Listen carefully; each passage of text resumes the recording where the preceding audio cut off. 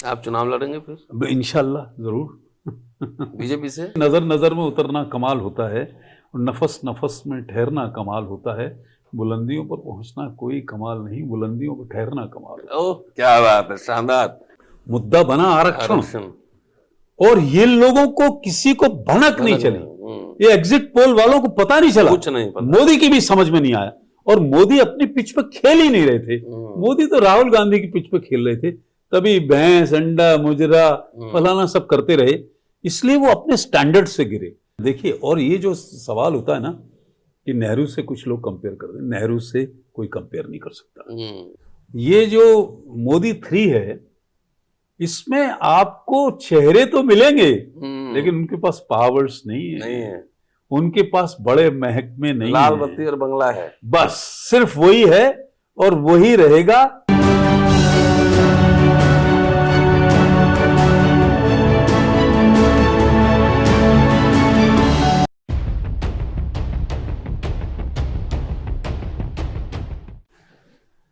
मोदी 3। मोदी की गारंटी नहीं, अब एनडीए की गारंटी की बात हो रही है, लेकिन मंत्रालय देखकर लगा कि चला तो मोदी का ही। अब क्या लीला है मैं नहीं जानता, लेकिन जो सवाल इलेक्शन में ओपोजिशन इंडिया अलायंस के लोग उठा रहे थे, सामाजिक हिस्सेदारी का सवाल, सोशल जस्टिस, कॉन्स्टिट्यूशन, ये तमाम चीज मोदी साहब जीत कर आते ही पहले संविधान को ही माथे में लगाया, और जो मंत्रिमंडल बनाया उसमें तकरीबन 47 SC ST OBC माइनॉरिटी में मुसलमान नहीं है, 2 सिख, 2 ईसाई और 1 बुद्धिस्ट, और 10 शेड्यूल कास्ट बना, 27 OBC के बने और 5 ट्राइबल बने। तो एक तरह से इंडिया अलायंस के लिए चुनौती भी पेश कर दिया है कि देखो हम हिस्सेदारी दे रहे हो, चाहे मंत्री काम करें ना करें छोड़िए, उसमें अलग बात है, लेकिन इसको समझना बेहद जरूरी है, क्योंकि अब 2 साल बाद, एक साल बाद तो बिहार में चुनाव है, उसके बाद उत्तर प्रदेश में भी आएगा और 3 राज्यों में चुनाव होना है। देश में हम लोग लगातार सामाजिक आंदोलन, सोशल जस्टिस की बात उठाते रहे, और इस बार पहली बार social justice, caste census, constitution, democracy, ये एक चुनावी एजेंडा बना। चर्चा इसी मसले पर होगी। दोस्तों, रतनलाल बोल रहा हूं और आप देख रहे हैं अम्बेडकरनामा। हमारे साथ अशोक यादव जी हैं, फॉरेन मिनिस्टर हैं, बीजेपी में थे लेकिन अब इंडिपेंडेंट चुनाव जीते थे। उसके बाद राजनाथ सिंह के कैबिनेट में पर्यटन मंत्री थे और सोशल जस्टिस की मुखर आवाज रहे हैं। उनका पुराने वीडियोज आप जाकर देखिए, तो 90s में बीजेपी में जाकर दलित, पिछड़ा, मुसलमान ये सब बात करना एक असंभव था, इसी तरह से जैसे पानी में रह के मगर से ही पंगा ले रहे हैं, ये था मसला। तो पूरा इक्वेशन, देश के राजनीतिक हालात क्या हैं, क्या एजेंडा होनी चाहिए। अब मोदी जी कंपेयर कर रहे हैं बहुत लोग नेहरू जी से, लेकिन नेहरू जी की सरकार जो है वो बहुत मजबूत सरकार थी। 496 में से तकरीबन 350 से ज्यादा जीत कर आए थे, और इस बार जो है ना, लोगों ने लंगड़ी सरकार बनवा दिया। कितने दिन क्या होगा, क्या चलेगा, मैं पॉलिटिकल साइंटिस्ट नहीं हूँ, इतिहास का छात्र हूँ, लेकिन समझने की कोशिश मैं करता हूँ। अशोक जी से, उत्तर प्रदेश के रहने वाले हैं, शिकोहा के, और पिछले एपिसोड में आपने सुना वहाँ पे अहिर कॉलेज की हमने बात की। और उत्तर प्रदेश में जिस तरह से अखिलेश यादव की लैंडस्लाइड विक्ट्री है, 37 शायद वो भी उम्मीद कर रहे होंगे, नहीं कर रहे मैं नहीं कहता, लेकिन 30-35 इंडिया अलायंस हम लोग समझ रहे थे घूमने के बाद जो ऑब्जर्वेशन किया। उत्तर प्रदेश, दिल्ली का रास्ता उत्तर प्रदेश से होकर आता है, तो उत्तर प्रदेश को भी समझेंगे और इसी बहाने हिंदी पट्टी के विशेष रूप से और आइडियोलॉजिकल जो बैटल्स हैं उसको समझने की कोशिश करेंगे। स्वागत है सर। नमस्कार। बहुत बहुत धन्यवाद। इनिशियल बैकग्राउंड अब मैंने दे दिया। हाँ बिल्कुल। अब मुझे कुछ कहने की जरूरत नहीं। जी, देखिए, ये अगर आप मुझे इजाज़त दें तो मैं राजनाथ सिंह जी ने किस तरीके का रिजर्वेशन किया था, मैं उस पर बोलूँ 2-3 एकदम मिनट। एकदम एकदम आप फ्री हैं आप। मैं आपसे ये अर्ज करना चाहता हूँ कि बीजेपी कभी रिजर्वेशन की हिमायती नहीं रही।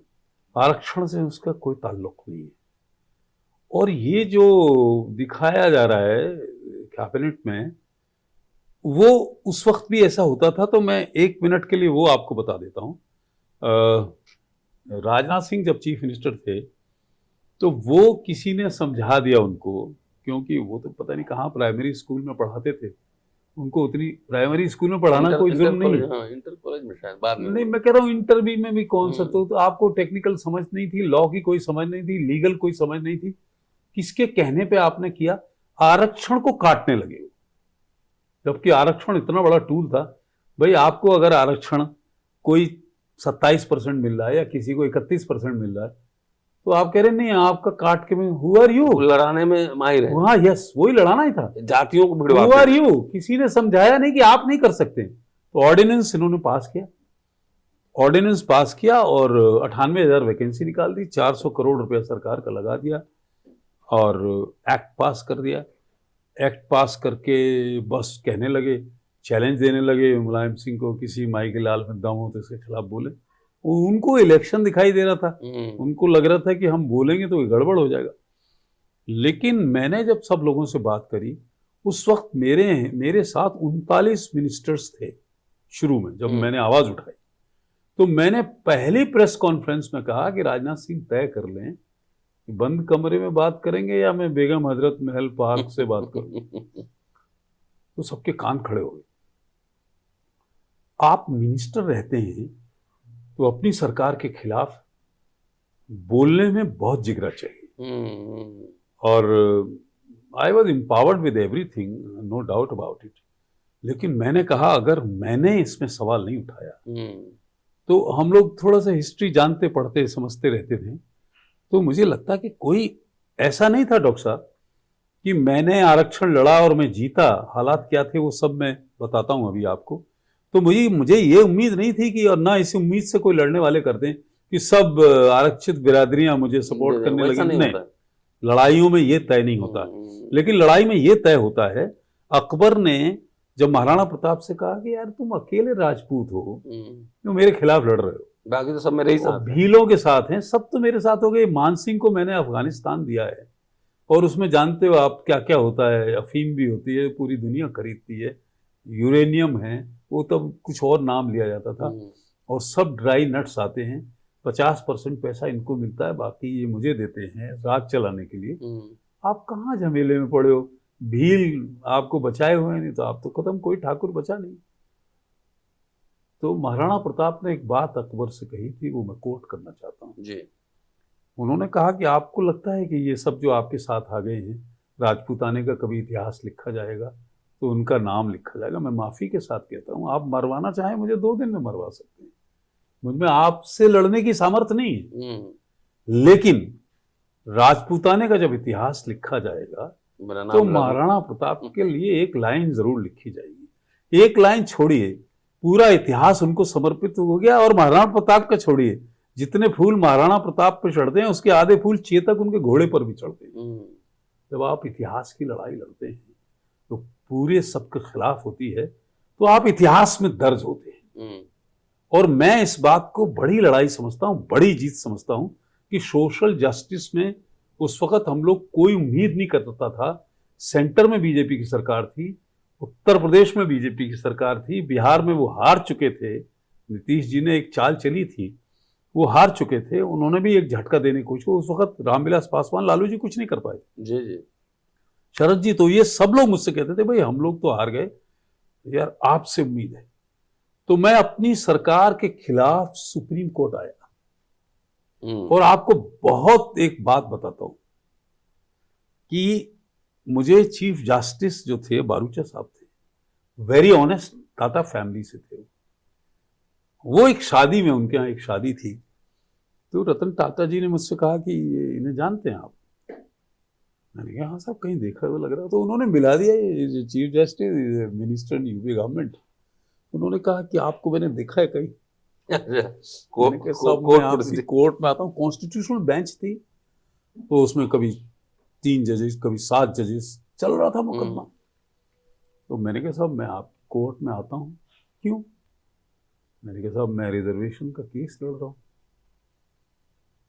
बोले भाई बहुत बहादुर आदमी, मेरी 26 साल की सर्विस हो गई, मैंने कोई आदमी अपनी सरकार के खिलाफ सुप्रीम कोर्ट पहुंच जाए मैंने नहीं देखा। गॉड ब्लेस यू, आपकी हिम्मत, कभी इतिहास बनेगी, लेकिन मैं आपकी मदद नहीं कर पाऊंगा, मैंने करी नहीं है किसी की। तो बिल्कुल उनका नाम मुझे नहीं लेना चाहिए लेकिन बता रहा हूं, लेकिन मैंने ये कहा डॉक्टर साहब उनसे कि आपने मदद मेरी कर दी है। बोले क्यों क्यों, मैंने तो कभी नहीं करी, मैं सिफारिश करता ही नहीं हूं किसी की।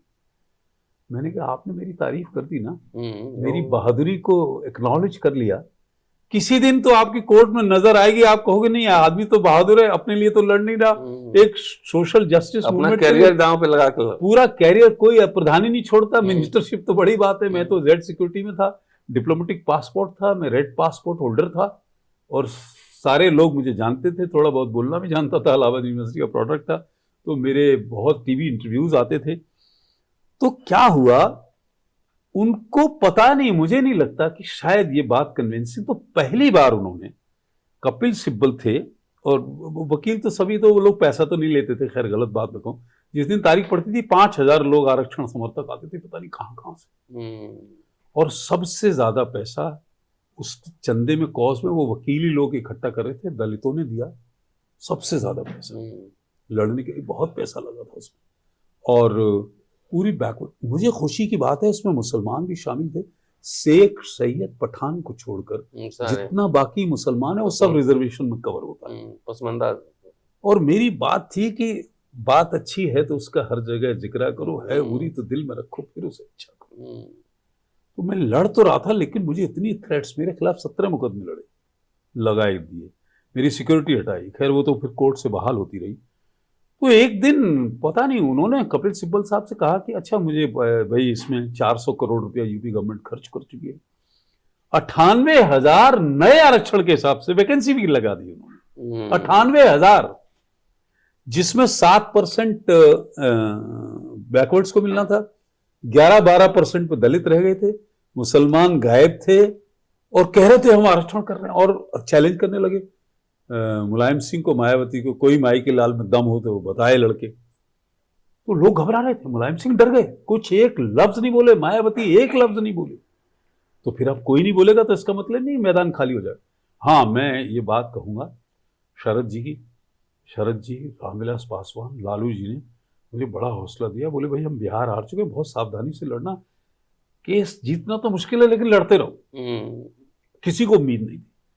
बारूचा साहब ने कुछ नहीं पूछा बहुत दिनों तक, क्योंकि उनका माइंड सेट पता नहीं कैसे बदला, उनको शायद ये लगा यार अकेला लड़ रहा है ये। उन्होंने कहा ये बताइए इसमें क्या, वो tell me one point, Kapil Sibal थे, कि जिस पर मैं आपकी बात सुन सकूं। उन्होंने कहा साहब लीगली ये गलत है। पहली बार सुना उन्होंने, तो बोलिए आप। बोले there is a body which is called national backward commission, national Dalit, इनके बोर्ड्स बने हुए हैं, इनके चेयरमैन से, उनको मिनिस्ट्रियल पावर होती है, कोई कास्ट एनालिसिस होगी बगैर कॉन्फिडेंस में, उनके परमिशंस के बगैर नहीं होगी। हिंदुस्तान में जो पहला कास्ट एनालिसिस हुआ था वो एसी टर्नर ने करा था 1931 में, उसके बाद कोई कास्ट एनालिसिस नहीं हुआ, अब बिहार में जाके हुआ। तो उन्होंने कहा कि कास्ट एनालिसिस तो किसी की हिम्मत नहीं हुई करने की, तो खुद सिब्बल साहब ने कहा जब किसी की नहीं हो तो इनको कहां से पैदा होगी, कोई कास्ट एनालिसिस आप करोगे, कोई इंस्टीट्यूशन बॉडी नहीं कर रही तो आप पे ट्रस्ट कैसे करेंगे। तो उन्होंने कहा दिस इज रबिश। फिर उनकी दिमाग में पहली बार 100 वकील आते थे साहब, क्योंकि वो पूरे देश से जुड़ा हुआ मामला था। उन्होंने सुना, उनको लगा ये तो गलत हुआ। उसी दिन उन्होंने बहुत सख्त आदेश दिया कि कोई फर्दर इसमें काम नहीं होगा, it is all been stayed, और दिस इज स्क्रैप। 2001 की बात है शायद, स्टे मिल गया, सब स्क्रैप हो गया और सब एज इट इज जो कुछ था। हाँ, इतनी जरूर बात मैं कहूंगा कि मुझे बहुत आदर मिला, बहुत वाहवाही मिली। देखिए, आरक्षण के लड़ने वालों को, सोशल जस्टिस के लड़ने वालों को चुनाव जीतना मुश्किल हो जाता है ना। मैं आज आपको बता रहा हूं, चुनाव जीतना मुश्किल हो जाता, तो पब्लिक का तो बहुत भला हो जाता। मैं आप लोग तो पूर्वांचल के वो सब न समझते हैं। मैं आजमगढ़ वहां कभी जाता था तो साहब सैकड़ों लोग मुझे लेने आते थे, और एक बार मुलायम सिंह घबरा गए थे। तो मैं आपसे ये अर्ज करना चाहता हूं, सोशल जस्टिस की लड़ाई में आप ये मत उम्मीद करिए कि आप सब कुछ काम कर लेंगे। नहीं, 17 केसेस मेरे खिलाफ लगे, लेकिन मैं दबा नहीं, और राजनाथ सिंह से नहीं दबा। एक बार मुझे अटल जी ने कहा कि भाई कोई कोई तरीका है कि इसमें बीच का कोई रास्ता निकल आए। मैंने कहा है, आप बैठा लो सबको। बोले फिर भी क्या है? मैंने कहा राजनाथ सिंह को हटा दो, आप अशोक यादव को चीफ मिनिस्टर बना दो। वो समझ गए ये कोई कंप्रोमाइज नहीं करेगा, कुछ नहीं करेगा, तो सब लोग समझ गए। तो उनका रिजर्वेशन का कोई, आज आप एक बात और कहता हूं, ये जो मोदी 3 है, इसमें आपको चेहरे तो मिलेंगे लेकिन उनके पास पावर्स नहीं है, उनके पास बड़े महकमे नहीं है, लाल बत्ती और बंगला है, बस सिर्फ वही है और वही रहेगा। इसके अलावा उनकी कोई वॉइस नहीं है। और ये जो अभी कैबिनेट बनी है, इसमें 100% कोई किसी का प्रेशर नहीं है, कोई चंद्रबाबू नायडू नहीं, कोई नीतीश कुमार नहीं। ये इससे क्या पैदा होगा, क्या लड़ाई होगी, ये अलग बात है, लेकिन कोई प्रेशर नहीं है। ये शायद पता नहीं, देखिए चंद्रबाबू नायडू को तो बिल्कुल खाली हो गए हैं वो, उनका स्टेट बिल्कुल खाली है, उसमें कोई रेवेन्यू नहीं बचा है। उन्हें अपने आप को स्टैब्लिश करना है, अपने स्टेट को दोबारा जिंदा करना है। नीतीश कुमार जी की कई मजबूरियां हैं, कई इतने लोगों से लड़े हैं, इतनी जोर से इतनी बार ट्रेन बदले हैं, तो उनपे कोई इतना तो है नहीं कि ट्रस्ट डेफिसिट तो है ही उनके पास। फिर उनकी एज भी है। उसमें तो जो कैबिनेट है, जो टॉप मिनिस्ट्री जिस तरह से बांटा है, उससे मुझे लग रहा है, मेरी अंडरस्टैंडिंग है, कॉर्पोरेट आरएसएस का पूरा उस पर चला है मामला। हाँ, और मैं एक चीज और जोड़ना चाहता हूँ डॉक्टर साहब, ये जो एग्जिट पोल्स है ना, इसका खत्म हो चुका है। और इसमें एक आपको ध्यान हो कि इसमें एक प्रशांत कुमार जी होते थे, वो लगता था जब बोलते हैं तो बस इसके बाद कोई बोलने वाला नहीं, वो भी एक्सपोजर हो गया उनका, प्रशांत किशोर। और प्रशांत किशोर इज वैनिश्ड। प्रशांत किशोर का अब नाम कोई एग्जिट पोल के लिए लेगा नहीं। प्रशांत कुमार से कोई अब कोई पॉलिटिकल एडवाइस नहीं लेगा। उन्होंने जो बयान दिया था उसको लोग सीरियसली, क्योंकि वो काम करते हैं ना पॉलिटिकल एनालिस्ट का, उन्होंने कहा नहीं जी पहले से भी ज्यादा आएंगे 300, वो ध्वस्त हो गए। उन्होंने खुद अपना पॉलिटिकल फ्यूचर खत्म कर लिया है, वो भी उसी में शामिल हो गए थे, तो वो कुछ पैसे लेके उन्होंने किया होगा। So he is been finished in anticipating the political analysis. ये भी अच्छा हुआ, एग्जिट पोल के साथ प्रशांत कुमार जी भी खत्म हो गए। एक आखिरी सवाल जी please. You have been crusader for social justice. So sweet of you. And Modi सरकार में जिस तरीके से प्राइवेटाइजेशन बढ़ा 2 टर्म जी, में, और सोशल एक्टिविस्ट ज्यादा लड़े, नेताओं से ज्यादा सोशल एक्टिविस्ट, रोस्टर का एक बिल्कुल बिल्कुल ठीक बात है, यूनिवर्सिटी में, आपको ध्यान होगा, बिल्कुल सही बात है। नेताओं ने समर्थन दिया था, लेकिन एक्टिविस्ट लोग ज्यादा हुए। तो अब सोशल जस्टिस मूवमेंट का उस तरह से लालू जी भी एक्टिव नहीं है, अब रामविलास जी थे, वो भी उस तरह, वो अलग बात बच्चे में नहीं है उनकी बात। तो मिला जुला के क्या फ्यूचर देख रहे हैं? ये सिर्फ राहुल गांधी ने बहुत बात की लेकिन सरकार नहीं बन पाई, तो मिला जुला के क्या सोशल जस्टिस आंदोलन को एक्टिविस्ट लोग ही लड़ेंगे कि पॉलिटिकल क्लास से कुछ बात बनती दिख रही? क्योंकि बहुत कुछ डैमेज हो चुका है। देखिए, मैं इस बात को ऐसे कहता हूं डॉक्टर साहब, और शायद मेरी बात से इत्तेफाक आप करोगे, कि ये जो चुनाव था लोग इसको समझ नहीं पाए, लेकिन पब्लिक ने बहुत जबरदस्त रिस्पांस किया। और ये चुनाव पार्टीज ने नहीं, पब्लिक ने लड़ा है। और कोई ख्वाब नहीं देख सकता था कि कॉन्स्टिट्यूशनल आरक्षण गलियों में डिस्कस होगा, और उसका न्योता इन्होंने दिया। आप ये बताइए, लल्लू सिंह मेरे साथ मिनिस्टर रहे, आपको ध्यान होगा लल्लू सिंह ने ये कहा, इनके 3-4 और लोग थे, सबका नाम लेना टाइम वेस्टेज ऑफ टाइम है। लल्लू सिंह से लोगों ने कहा, वहां का कोई पत्रकार था, मुझे नाम याद नहीं आ रहा, कि भाई ये 400 पार की बात आप क्यों कर रहे हो? और बोले हम इसलिए कर रहे हैं, हमको संविधान बदलना है। संविधान के नाम पर जो दलित है ना, इमोशनल मसला, वो कह रहा है कि यार ये तो अम्बेडकर जी ने बनाया था और बड़ी मुश्किल से बनाया था, और वो इतने पढ़े लिखे आदमी थे, वो जहां नेहरू जी पढ़े उसके अगल बगल में वो भी पढ़े, सबकी इंटेलिजेंस थी, और जो भी बड़े बड़े लोग थे सब बाहर पढ़ के आए जी। तो कॉन्स्टिट्यूशन ऑफ इंडिया वो डॉक्टर अम्बेडकर की देन थी। तो दलित जो था उसको ये लगा कि यार ये तो हमारी रामायण गीता तो संविधान है, ये तो उसे डिमोलिश करना चाह रहे हैं।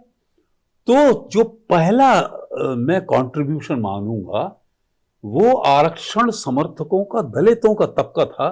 उसने कहा नहीं, सरकार के खिलाफ लड़ना पड़ेगा, वरना हमारा वजूद ये मिटा देंगे। उस रेशियो में ये कहना कि उन्होंने वोट कितना दिया, अयोध्या बीजेपी हारेगी और अयोध्या का हारना, इट्स अ हिस्टोरिकल थिंग। आप ये बताइए, नहीं प्रधानमंत्री ने भी खुद उसमें ऐसे काम किए। भाई आप प्रधानमंत्री भी होना चाह रहे हो, साधु भी होना चाह रहे हो, आप मुख्य पुजारी भी होना चाह रहे हो, आप पूजा भी करोगे, यार क्या एक रोल तो तय कर दो, हैं? कैसे आप सब कुछ क्यों करना चाहते हो? और जिस दिन उन्होंने अयोध्या में रोड शो किया उसी दिन उन्होंने खत्म कर लिया।